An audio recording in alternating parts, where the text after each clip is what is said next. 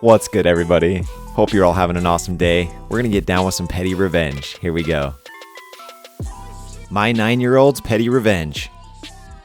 Today, I got a call from the school my 9-year-old daughter attends asking to please come up to the school because my daughter was in trouble for vandalizing another child's property. This surprised me because my daughter is a bit of a goody two-shoes and never gets in trouble, so I dropped what I was doing and swung by the school to find my daughter sitting in the principal's office grinning ear to ear. I was ushered in to take a seat. The principal immediately launched into a tirade about how my daughter had deliberately broken another girl's necklace and how unacceptable it was. Once he finished, I turned to my daughter to hear her side of the story. Last year, my daughter saved up her pocket money to buy best friend necklaces for her and this girl. I ordered them from wish.com for her. This year, the friendship went belly up when I discovered this girl was trying to extort her friends, including my daughter, into buying her expensive items on a kid's game with threats, backstabbing my daughter and threatening anyone who dared play with her at lunch, so she was completely isolated. My daughter cut off contact and has been rebuilding her friendship circle, and all was going well until this little girl started repeatedly demanding that my daughter give her the other half of the friendship necklace so she could give it to someone else.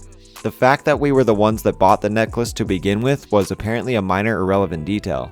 My 18-year-old niece and nephew are very protective of their young cousins and were quite upset for her, so they decided to offer her the opportunity for a therapeutic destruction.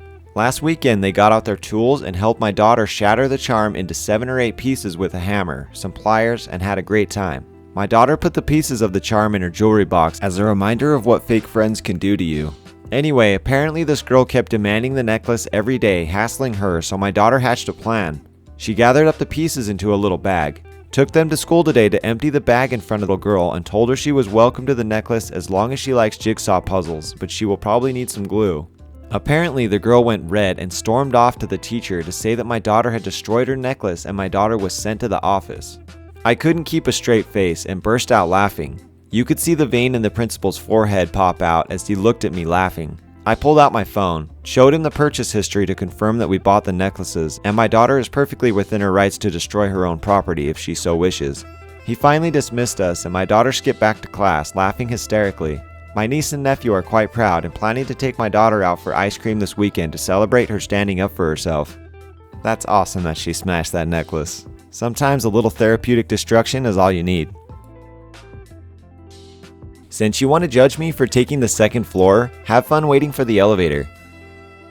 I was waiting at the elevators. Didn't take too long since my apartment building is not that big.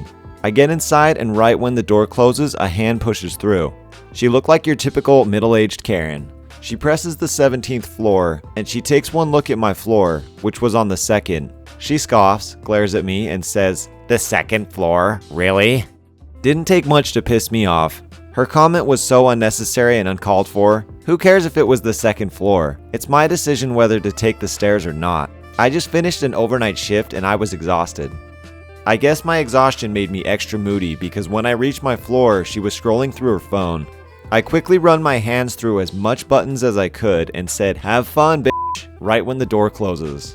And because I was extra exhausted, therefore extra moody and petty, I pressed the up button when the elevator barely reached the 3rd floor so I can use the other elevator and press a bunch of buttons again to further inconvenience her just in case she decided to get off on the 3rd floor to take the other elevator. Take the stairs then if it's not that big of a deal. Just don't be f***ing rude to your neighbors for riding the elevators to the 2nd floor. You don't know if they're exhausted or if they have non-visible health conditions that make it hard for them to take the stairs. Definitely gonna remember that for when someone pisses me off in an elevator.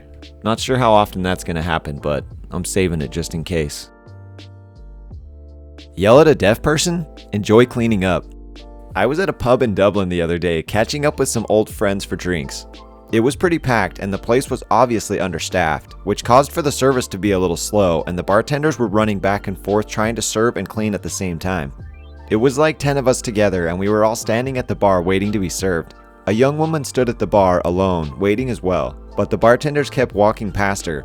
We didn't pay much attention to her until the bartender came to us asking us what we wanted. A friend of mine pointed at the lady standing there and told him that she had been there first. The bartender sighs really loudly and walks over to her. "What will it be, miss?" The woman points at her ear as to let him know she's deaf. Bartender speaks louder. "What will it be?" Woman points at the beer she wants. "I don't understand you. What do you want?" Woman obviously getting distressed and embarrassed, shakes her head and reaches for her bag, picks up a pen and napkin and writes something down. Bartender yelling, "I don't have time for this." He walks back to us and asks us what we want. My friend took the lead and ordered a single beer and some fries. We are all a bit pissed about what we just witnessed and walk away to leave, asking her not to order. She gives us this follow my lead look and pays. She then walks to the deaf woman and talks to her for a bit. She speaks sign language. She then promptly walked to our table and asks us not to touch the beer. The fries show up and she asks us not to touch them either. She waits until the lady leaves. She packed up her things and left without ordering, and then pours one beer over the fries, takes them to the bar and dumps them on the bar, fries and beer all over the place. The bartender is obviously furious, but without skipping a beat, my friend looks at him and answers in sign language, "I don't understand what you want." We all laughed walking out. Obviously the bartender didn't understand, but it felt like a good revenge. Yeah, that's pretty petty, and I guess they got back at him, but he probably had no idea why they did all that because they didn't tell him why. My aunt ruined my dinner, so I ruined hers. My petty revenge story is a little gross, so I apologize in advance. I have a sensitivity and intolerance to most meats. Red meat is the worst, and beef is particularly bad. Doctors recommended I try to get my protein from alternative sources if possible, so I've happily been a vegetarian since I was 13 or so. When I was younger, my aunt did not believe the doctors, and thought I was just being fussy. We come from a meat and potatoes town, so she had plenty of friends backing her up on this. This is the same aunt who convinced my parents I was faking asthma. Turns out I wasn't. Shocker. And also refused to get her own daughter glasses because she thought she just wanted them for attention. She later discovered her daughter's eyesight was atrocious. Another shocker, I know. The whole family regularly had dinner together, taking turns hosting. When it was my aunt's turn to host, she assured me my burger was meatless. As you probably guessed it was not. I was starving that night and gulped down my beef burger first.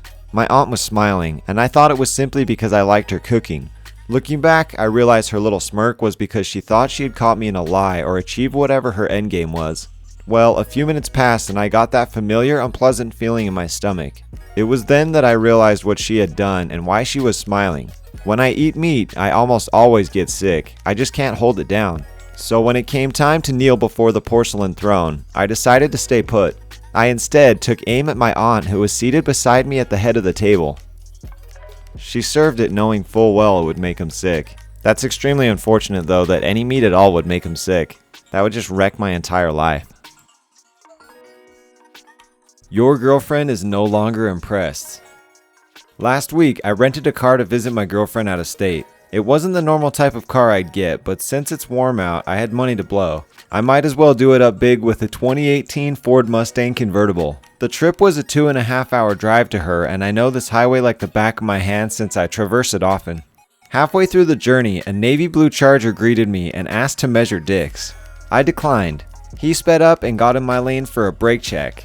I changed lanes and tried to put some distance between us, but the gentleman was determined to reenact Fast and Furious. The kid, probably in his early 20s, golden hair, compressed under a Lakers cap, with who I assumed to be his girlfriend in the passenger seat, trying everything from matching my speed, revved his engines, blowing kisses, and locking his eyes with his tongue out, doing what I can only describe as ravenously licking a lollipop. This kept on for about a half an hour. Fortunately, he was too focused on me to notice a road sign warning travelers of the state police station a mile out.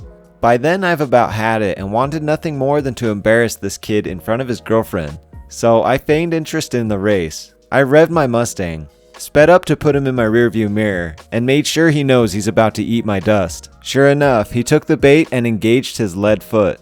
It wasn't long before his taillights faded into the distance.